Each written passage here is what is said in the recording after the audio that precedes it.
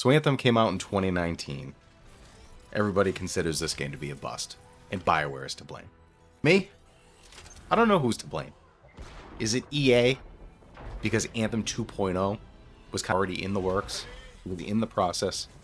They kind of had a new formula, a new design, a new plan, a course of action to correct, develop, and add to this game. And this is what I do. So this is weird, right? You're like, why am I seeing this video for Anthem in 2024? Well, I'm like a fucking squirrel. I'll play a game for like 4 months, be deeply engrossed and invested in it, and then I'm like, oh shit, let's play this game. So that's what's happening with Anthem right now. That's what we're doing. We're just checking out this game. What is it like in 2024? I got it for like 99 cents a year ago. It's $1, girls. Remember that, $1. I remember specifically from the PlayStation Store. And I was like, all right, $1? That's cool. So now there's all this drama Queen. controversy, whatever you want to call it, with Bioware, with gaming reviews, access reviews, whatever. So I'm thinking, Bioware, Anthem. There's the connection. Pew, pew, pew. So we're going to get into that today. Let's see what this game is really like. Just going to delve into the gameplay. Is it fun? I think it's like $5 right now. So again, not a huge undertaking or investment to get the game. All right, so Anthem promised to redefine live service experiences, but it really, truly became one of gaming's most talked about missteps. An absolute fucking failure. Today, we're just really revisiting this. We're trying to see if there's anything left to experience, or maybe to learn from what BioWare did or didn't do. I have no idea. But here's what Anthem promised. So Anthem's original pitch, it was essentially an open world, Iron Man style exosuits, dynamic co-op missions, and you figured BioWare was involved. Storytelling is going to be top notch. So here's where it technically went wrong.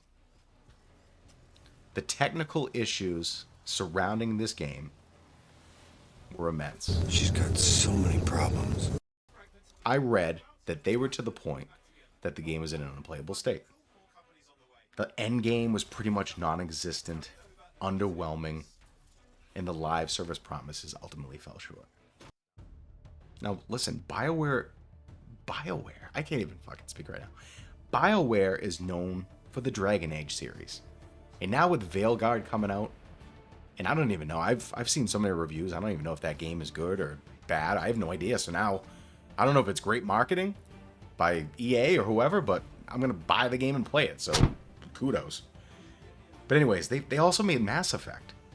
So if you just take in kind of their prowess in everything that they've done, you would think that Anthem would be a game that they could do well. But then there's Andromeda, so that didn't work out either. So who knows? And then people will say, you know what, the same people weren't there from before and blah, blah, blah, blah, blah. It doesn't matter, it still is the name. So yeah, I mean, listen. From the start, Anthem faced massive issues. Again, technical bugs, empty promises and customization in an end game that just didn't exist. Despite the efforts to address the issues, all of the updates ultimately fell short. Basically, it was announced that there was supposed to be an overhaul, like I mentioned, and it aimed to save the game. It was going to rebuild it from the ground up, yada, yada, yada, all that good stuff, right? It was kind of a glimmer of hope. Fans wanted this so badly. And then it was just kind of canceled. The game was just kind of abandoned and left in its original state. The remaining players were like a skeleton crew of a dream that was like really so promising, but so fake. So what's left? I mean, surprisingly, the servers are still up. As you can see, you can still play this game if you want. But is it worth it? Let's look at what the game actually does well. There's one thing that we can agree on here. It's that the Javelin exosuits and the core combat mechanics are fantastic. Flying through this world in a Javelin just feels powerful. It's fluid. It's unlike anything else. It's literally better than Iron Man. I mean, that might be a little bit too sharp, but whatever. Even I don't think I'm Iron Man. It's like a sci-fi Iron Man experience. How about that? When it works. But really, outside of all of that exhilaration in flight, the game literally has repetitive missions. It doesn't have anything to keep you engaged. So if you're buying this game, you're just playing it for what it is. And there's actually nothing wrong with that. In the moment. At this moment in time. And in 2024, there's no live service content, there's no new missions, there's no big story updates. It's just a game frozen in time. Honestly, it's kind of cool, and that's why I'm playing it. So here was the impact that Anthem had on like live service games, at least from my opinion. The failure of Anthem left a mark on this gaming industry. As you can tell in 2024, we're still talking about live service games like Suicide Squad and Concord, which I don't even know how that one did worse than Suicide Squad, have just ultimately, ridiculously crashed so hard into the ground that it's just absolutely abysmal. It's almost unfathomable that these two games, and there's more, that these two games could even exist. You spend hundreds of millions of dollars on games, and they're absolute garbage. One of them was launched for like 2 weeks, and that was it. That's the end of it. Anyways, Anthem's downfall showed developers and players the absolute danger of over-promising and under-delivering. Some, like Destiny 2, which I'm playing now, folks. You know I'm brand new to that game. Thanks for the support on that, by the way. It managed to evolve and thrive. And then you had Marvel's Avengers, which is another one that kind of ended up on a similar path, but the lessons are there. So here's what Anthem taught the industry. The promise of an ambitious live service game just isn't enough anymore.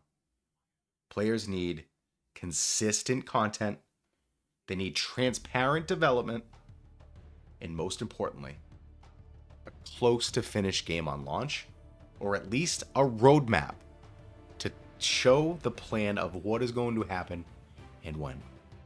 Don't lie to me. So is Anthem worth a look in 2024?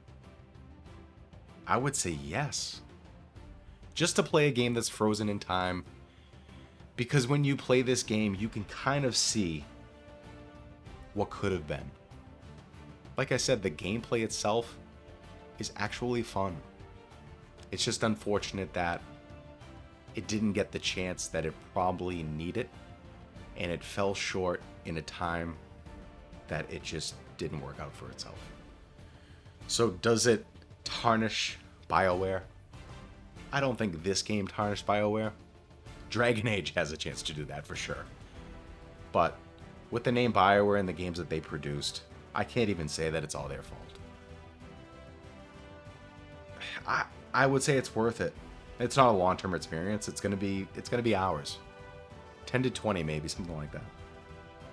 But it's a reminder of a time when potential wasn't enough. It's a mix of ambition and caution. While this game obviously didn't deliver on what it promised, it did leave a significant impact, whether you take that good or bad. It showed us how we need to view live service games. So what do you think? Did this game deserve a better fate? Or did it simply aim for the sky? And it should have just... I don't even know. It should have just been more. Maybe if it had more time, maybe if it had different people, maybe if it had more money, maybe if it had who the hell knows. So let me know your thoughts on this game. Is there any chance that you're still playing Anthem in 2024? Did you play this at launch? What were your thoughts? I just want to know it all. Thank you so much for watching. Talk soon.